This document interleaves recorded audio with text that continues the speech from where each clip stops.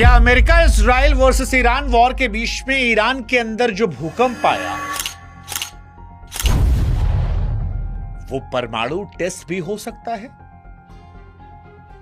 क्या ईरान ने वाकई में वो टेस्ट कर लिया, वो लाल रेखा को पार कर लिया जिसको लेकर ईरान को अमेरिका और इजराइल बर्बाद करने पर तुले, जिसके चक्कर में खामनोई समेत 160 बच्चियों की जिंदगियां छीन ली गई? और क्या इजराइल अमेरिका वर्सेस ईरान की लड़ाई में परमाणु हथियारों का इस्तेमाल दोबारा हो सकता है? भगवान ना करे ऐसा, भगवान करे कि ये सारी खबरें पूरी तरह गलत हो। लेकिन आज जब ईरान के वीरान रेगिस्तानों के बीच धरती कांपी और रिक्टर स्केल पर सुई एक झटके पर जाकर रुकी, तो दुनिया के लिए केवल एक भूकंप की खबर हो सकती है, लेकिन तेल अवीव से लेकर वॉशिंगटन के वॉर रूम में एक खौफनाक सन्नाटा पसर गया। वहां सवाल यह नहीं था कि भूकंप क्यों आया, सवाल यह था कि क्या यह नॉर्मल था या जमीन के हजारों फीट नीचे किसी परमाणु धमाके की गूंज थी? और क्या यह मुमकिन है कि ईरान ने उत्तर कोरिया, रूस या चाइना की हेल्प से कोई गुपचुप परमाणु परीक्षण किया हो? क्योंकि ईरान को लेकर अब एक थ्योरी चल रही है कि हम तो डूबेंगे सनम, तुमको भी लेकर डूबेंगे, हमारा तुमने सब बर्बाद कर ही दिया, अब हम भी तुमको बर्बाद करेंगे, तुमको भी नष्ट करके हम जाएंगे, तुम्हारी भी कौम खत्म करके जाएंगे। ये थ्योरीज चल रही है दुनिया भर में। जो लोग ईरान को सपोर्ट कर रहे हैं वो भी यही बात कमोबेश कह रहे हैं। और ऐसे में जब एक धरती कांपने की खबर आती है तो क्या ये केवल कोरा इत्तेफाक था या इत्तेफाक से कहीं आगे जाकर ये किसी गुप्त हथियार का नतीजा था? Iran's sprawling nuclear facility has come under attack amid ongoing tensions in West Asia. देखिए, जैसे ही ईरान के फार्स प्रांत से भूकंप का डेटा दुनिया के वैज्ञानिकों के सामने पहुंचा, उनके माथे पर पसीना तो आया है। अंतर्राष्ट्रीय संस्थाएं कह रही हैं कि वो साधारण भूकंप जैसा नहीं था। आमतौर पर भूकंप में धरती धीरे धीरे हिलती है, परमाणु विस्फोट में एक साथ झटका लगता है जो एक पल में पूरी ताकत दिखाता है। और यहीं से सवाल शुरू हुआ कि ईरान के रेगिस्तान में कौन सा झटका था, नेचुरल वाला या फिर परमाणु टेस्ट वाला?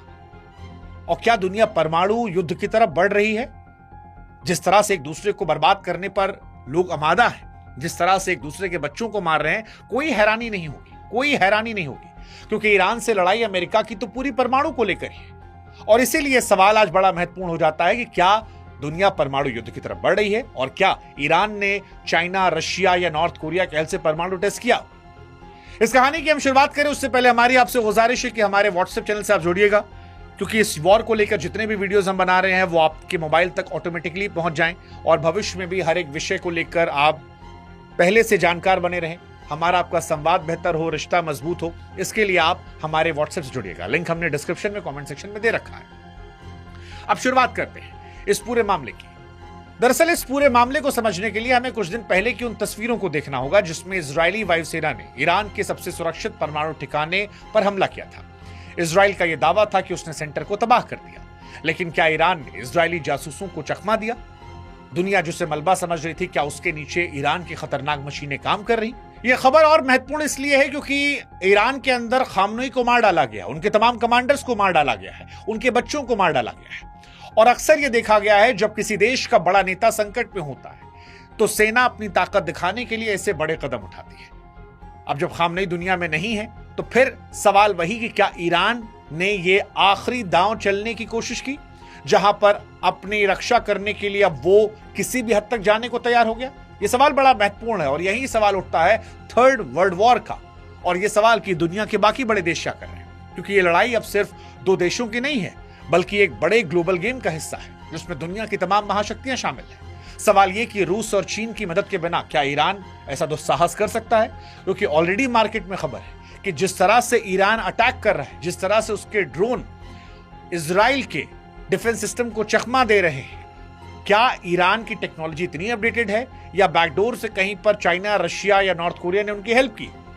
असल में यूक्रेन, ताइवान और ईरान ये तीनों दुनिया के अलग अलग कोने में अमेरिका की ताकत को बांटने की एक चाल भी हो सकती है, क्योंकि रूस चाहता है अमेरिका का ध्यान यूक्रेन से हट जाए, चीन चाहता है कि अमेरिका का ध्यान ताइवान से हट जाए, और यहीं पर रशिया और चाइना को क्या एक मौका मिलता है कि पीछे से अमेरिका की दादागिरी को वो चुपचाप खत्म कर दे।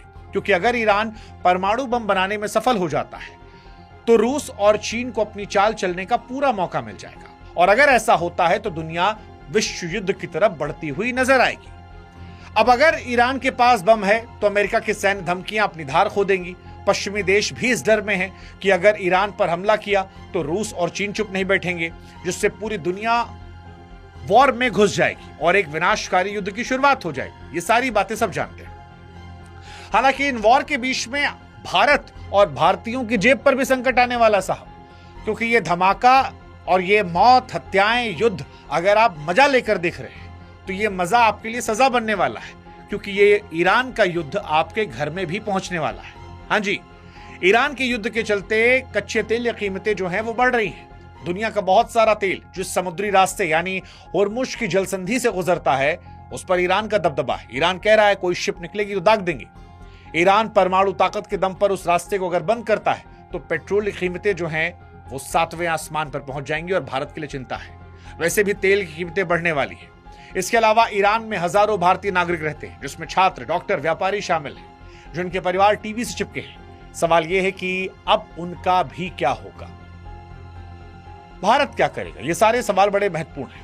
लेकिन इन सारे सवालों के बीच में फिर लौटते हैं उस कहानी पर कि क्या परमाणु टेस्ट किया गया, क्योंकि इतने सारे सस्पेंस हैं, इनके बीच में नजर डालनी होगी परमाणु टेस्ट को लेकर।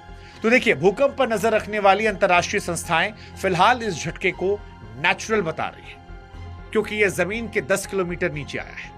ईरान में ऐसे भूकंप, ये एक्सपर्ट्स कह रहे हैं कि हैरानी उन्हें नहीं हो रही है।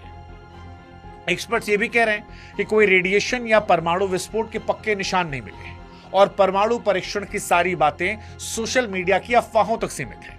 ये एक्सपर्ट्स कह रहे हैं। अंतर्राष्ट्रीय परमाणु एजेंसी ने भी साफ किया कि इससे पहले जो इजराइल ने हमला किया था उसमें बाहरी इमारतों को नुकसान पहुंचा था। अभी भी ईरान का परमाणु प्लांट सुरक्षित है। तो क्या ऐसा हो सकता है कि जो झटका मिला भूकंप का वो परमाणु बम ना हो, दुनिया को डराने के लिए किया गया एक दिमागी युद्ध हो? देखिए, ईरान शायद इजराइल और अमेरिका की नफ्स टटोल रहा है। वो देखना चाहता है कि खामनोई की मौत की खबरों के बीच में दुनिया का रिएक्शन क्या होगा, और ऐसा हो सकता है कि डराने की कोशिश भी हो। पाकिस्तान ने भी ये पैतरा हिंदुस्तान के खिलाफ कई बार आजमाया, क्योंकि जो युद्ध हार रहा होता है वो अक्सर कहता है कि हम ऐसा वार चलेंगे कि सब खत्म हो जाएगा। पाकिस्तान बार बार कह रहा था हम परमाणु बम यूज करेंगे, परमाणु बम यूज करेंगे। तो क्या ईरान ने भी इजराइल और अमेरिका को डराने के लिए ये फॉर्मूला दे दिया हो कि बिना टेस्ट किए या एक फेक टेस्ट किए भूकंप लाकर मैसेज दे दिया हो? ये बड़ा इंपॉर्टेंट हो जाता है। आखिर में सवाल वही है कि क्या भूकंप कुदरत का खेल था या महाविनाश की तैयारी? अगली कुछ रातें लंबी होने वाली, क्योंकि जासूसी सैटेलाइट की नजरें ईरान के रेगिस्तान पर जमी है। हवा में यूरेनियम के बारीक कणों की तलाश है। अगर कल सुबह हवा में जहर मिला तो समझिए कि दुनिया बदल सकती है और हम विनाश की दहलीज पर हो सकते हैं।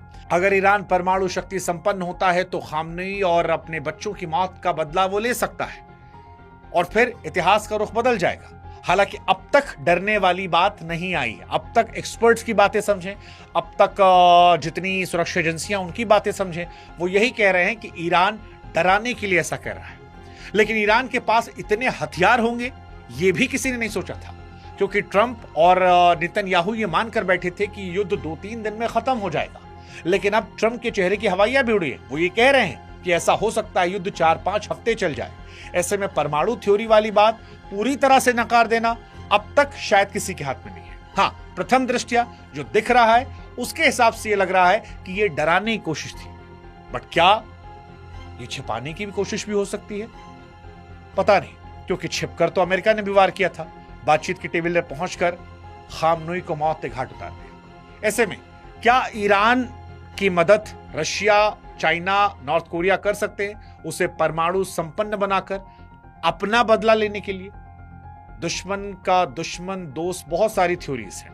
फिलहाल हम दुआ यही करेंगे कि विश्व युद्ध की तरफ ना बढ़े। हम दुआ यही करेंगे कि मानवता का विनाश ना हो। हम दुआ यही करेंगे कि बच्चे सुरक्षित रहें और हम दुआ करेंगे कि ये युद्ध जल्दी खत्म हो जाए, क्योंकि अगर युद्ध लंबा चला तो इसकी आंच, इसकी तपिश से हम और आप भी झुलसेंगे। हम और आप भी इससे कीमत को चुकाएंगे। ये ना हो तभी शायद बेहतर है। बाकी आप क्या सोचते हैं इस विषय पर? कमेंट सेक्शन आपका इंतजार।